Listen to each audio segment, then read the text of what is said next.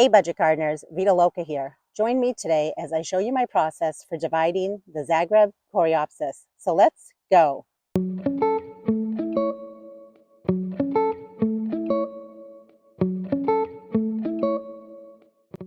I love this Coreopsis. It's hardy here where I live in New Hampshire, Zone 5B, and it blooms during the summer months. However, if you're good about deadheading it or pruning it back, it will give out additional flush of color later in the summer as well. And you can see this patch has gotten pretty big over the last few years. I really need to come in here, dig it up, divide it, and move it around in this flower bed as well as other flower beds in my yard. In case you're wondering about this variety of Coreopsis, this is what they call a threadleaf Coreopsis. It's very pretty, very wispy, and it just flows in the wind. I really, really love it.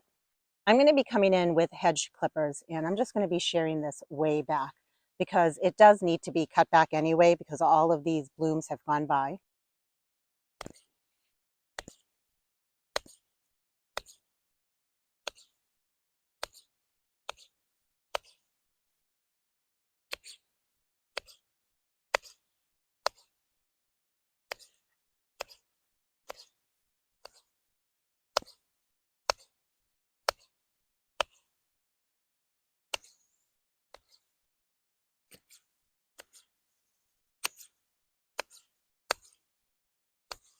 I wanted to talk about a few things. Normally, when it comes to dividing your Coreopsis, the best time to do it is either in the spring or in the fall time. It is the middle of summer right now, and it is the right time for me to do this project because I'm currently working on this flower bed, and I really want to divide and move around this plant in my flower bed. I will be sure to give it a lot of water because it really will need the water from all the shock it's going to get from the transplanting. Also, you can use whatever you want when it comes to cutting or shearing back your Coreopsis. Just make sure that you're careful with how sharp the cutting tool is that you're using. And also be sure to sterilize your equipment. I always use rubbing alcohol, but you can use whatever you like.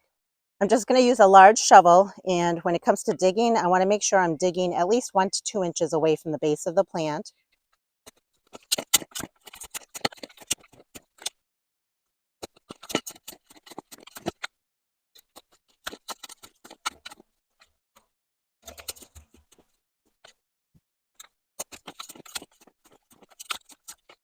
I just wanted to show you what the plant looks like. So right up here, this is the part that we just cut back.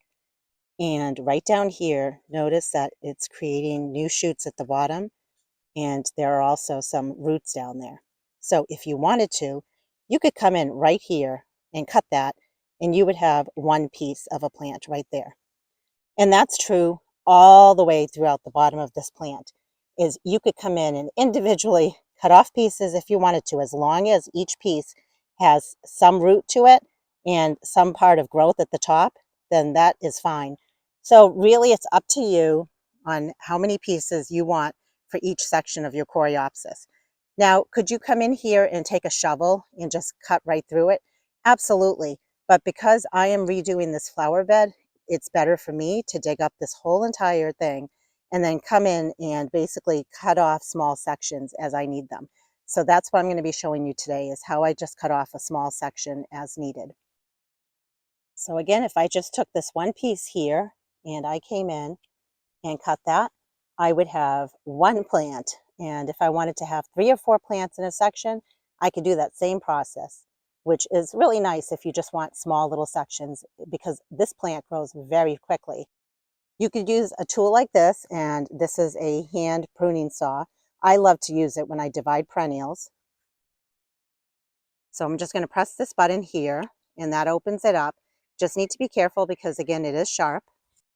And I could just come in anywhere in a section here, just and cut with my hand pruning saw.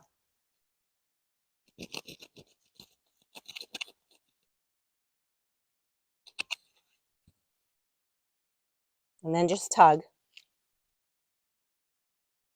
And I'm just doing this for demonstration purposes. And again, this plant might not look great because it's the middle of summer. And if you wanted to, you can come in and cut this a little more.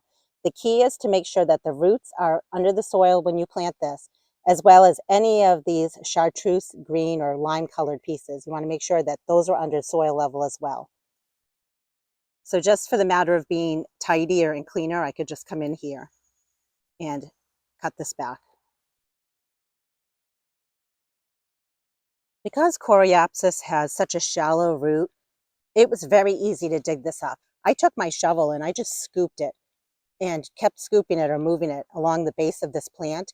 And as I was doing that, it was just basically lifting the plant up. And it's like almost like a carpet. That's the best way I can explain it. That's the bottom of it, and that's the top of it. So at this point, again, you can come in here and dissect this plant apart as long as each section has some green on the top, has some roots on the bottom. And again, this yellow part is not the actual root. It's just new growth of the plant that's going to come up this way. The roots are a brown color, so you want to be on the lookout for each section to have roots with it. And then you can just plant it however you want in your flower bed. It's super easy. I'm going to show you for demonstration purposes how to take a small section of this and plant it back in your landscape. We'll take this section here. I'm going to cut.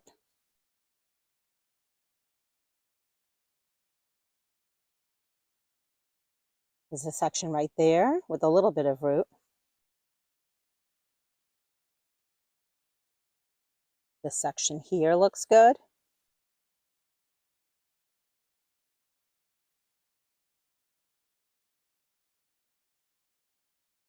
And this piece just fell off, so let's go ahead and get these planted.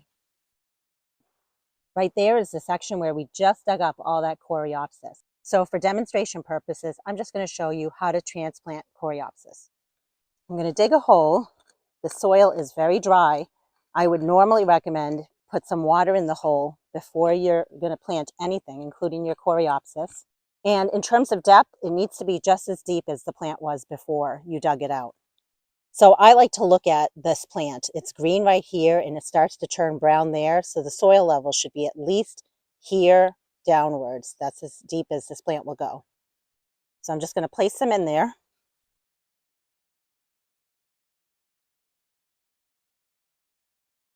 Might as well hold up the green parts here just to give them support. I'm going to backfill.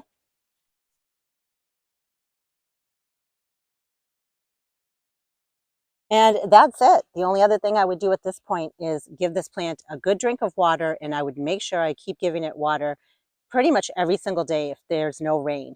You want to make sure that this plant establishes itself, so it really needs water on a daily basis for at least, I would say, 2 to 3 weeks.